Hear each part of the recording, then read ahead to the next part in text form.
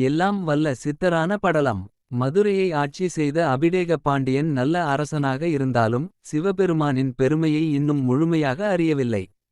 மேலும் சில மக்களுக்கு சிவபெருமான் மீதும் சித்தர்கள் மீதும் சந்தேகம் இருந்தது.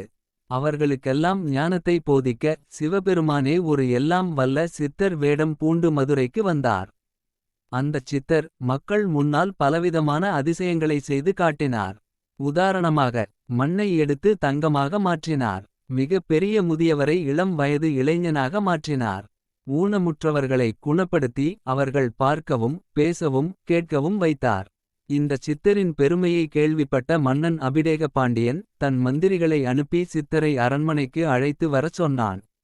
ஆனால் அந்தச் சித்தர் நான் அரசனை தேடி வரவேண்டிய அவசியம் இல்லை. அரசனுக்கு என்னை பார்க்க ஆசை இருந்தால் அவனே என்னை தேடி வரட்டும் என்று கூறிவிட்டார். இதனால் கோபம் கொண்ட மன்னன் சித்தரின் சக்தியை சோதிக்க விரும்பினான். சித்தரும் மன்னனுக்கு சவால் விடுவது போல அருகில் இருந்த கல் யானைக்கு கரும்பை கொடுத்தார்.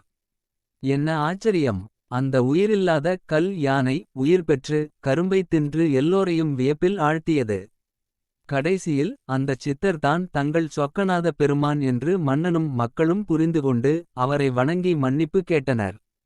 சிவபெருமான் தன் உண்மையான உருவத்தை காட்டி மறைந்தார்.